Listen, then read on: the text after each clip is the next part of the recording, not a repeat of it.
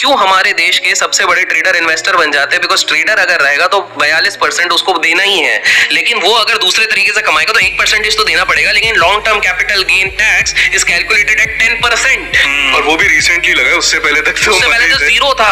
मतलब बंदा 600-800 करोड़ कमाता था, जीरो। तो ऐसा नहीं है कि बंदे को ट्रेडर नहीं बनना था। और इसीलिए बहुत सारे प्रमोटर्स छाती ठोक के बोलते हैं कि हम सैलरी नहीं लेते। क्या करेंगे? इसीलिए काफी सारे प्रमोटर 1 रुपए की सैलरी लेते हैं। क्या करेंगे वो सैलरी लेके? वो टैक्स लग दूसरा भी रीजन है। पहले क्यों लेते थे? अच्छा, आपने देखा होगा किसी भी हमारे देश में बहुत सारे बड़े सीईओ बोलते हैं हम तो 1 रुपए सैलरी लेंगे, हम तो, और पीपल आर लाइक सोचो अरे यार तो भगवान भला मानो, हमारे लिए काम कर रहा है, हमारे लिए है। डिविडेंड से 600 करोड़ जा रहे हैं उनके अकाउंट में, 800 करोड़। तो बहुत कंपनी उठा रही है, कंपनी उठा रही है। डिविडेंड टैक्सेशन तो अभी 2-3 साल से चालू हुआ है। 600 करोड़ फ्री का पैसा मिल रहा था। तो जहां पर आम इंसान की सोच भी नहीं चलती, वहां पर ये लोग सोच के चलते हैं, ट्रस्ट में पैसा लगा रहे हैं। तो दुबई लोग इसलिए जा रहे हैं सबसे ज्यादा। पहला, हमारा टैक्स सिस्टम फेवरेबल नहीं है। दूसरा, वहां पर ओपन फॉर बिजनेस है, ईज ऑफ डूइंग बिजनेस सबसे ज्यादा। इतना ज्यादा रेगुलेशन और ये नहीं है भाई तुम बिजनेस बढ़ाओ, देश बढ़ेगा, तुम बढ़ोगे हम बढ़ेंगे, ये सिंपल सी चीज है। तीसरा, इनोवेशन को वहां पर सबसे ज्यादा माना जाता है। हमारे देश में अगर कुछ भी इनोवेटिव आता है, या तो उस पर रेगुलेशन आ जाता है, या तो उसके ऊपर एक 28% का टैक्स लग जाता है एक्स्ट्रा, या तो फिर अचानक से वहां पर हो जाता है कि भैया इसको बैन तो हम कर नहीं सकते क्योंकि विदेशी चीज है, 2008 में बनी हुई थी, इसको काफी क्रिप्टिक तरीके से कहा जाता है, तो कुछ ऐसा टैक्स लगा दो कि भैया खत्म ही हो जाए, ट्रांजैक्शन टैक्स लगा दो कि प्रॉफिट ही नहीं कमाएंगे अपने। तो ये दिस इज द रीजन क्यों मैक्सिमम लोग दुबई भाग जाते हैं मिलियनर्स। अच्छा, अपन काफी सारे कॉर्पोरेट जो स्कैम्स कह सकते हैं हम जिनको, या और कुछ चीजें बोल दीजिए, इसके ऊपर बात कर रहे हैं, कॉर्पोरेट स्कैंडल्स। हाँ, स्कैंडल्स।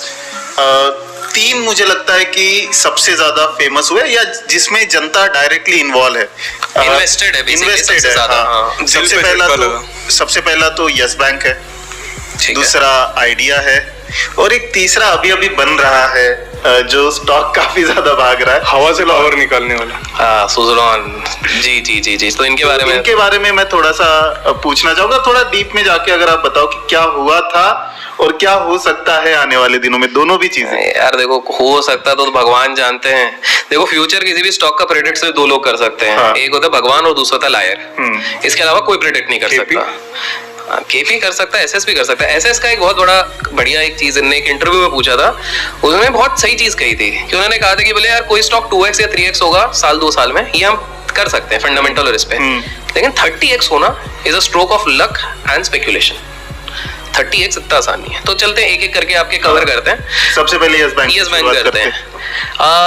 आज से ठीक कुछ साल पहले हमारे देश के 35%, 35% यूपीआई ट्रांजैक्शंस का श्रेय जाता था यस बैंक को। अगर आप बात करें, 19,000 लोगों की वर्कफोर्स काम करती थी। हमारे देश की 4th largest private sector bank रहती थी यस बैंक। हर एनालिस्ट इसके लिए एक पॉजिटिव रिव्यू देता था। मैं बता दूं, जितने भी लोगों के यूपीआई आईडी में @YBL आता है वो वहीं से जा रहा है। तो आप समझो कि हर बंदा इसके लिए पॉजिटिव है, अच्छा परफॉर्म भी करा था। सिंगल डबल डिजिट से ये 400 प्लस पे अगर जा रहा है तो share has performed well, fundamentally सब कुछ सही है। सवाल ये उठता है कि यस बैंक में गड़बड़ क्या हुई फिर। तो इसकी नींव अगर आप देखो 2004-5 के आसपास चलते हैं, तो उस समय पे इनके 3 प्रमोटर थे। लोगों को लगता है 2 या 3 प्रमोटर थे।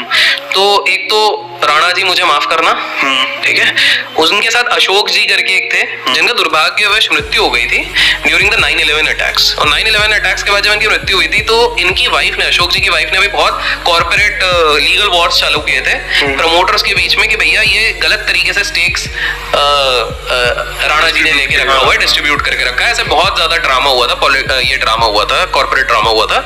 और एक थे वो स्टार्टिंग में ही थोड़ा जल्दी छोड़ के निकल गए थे।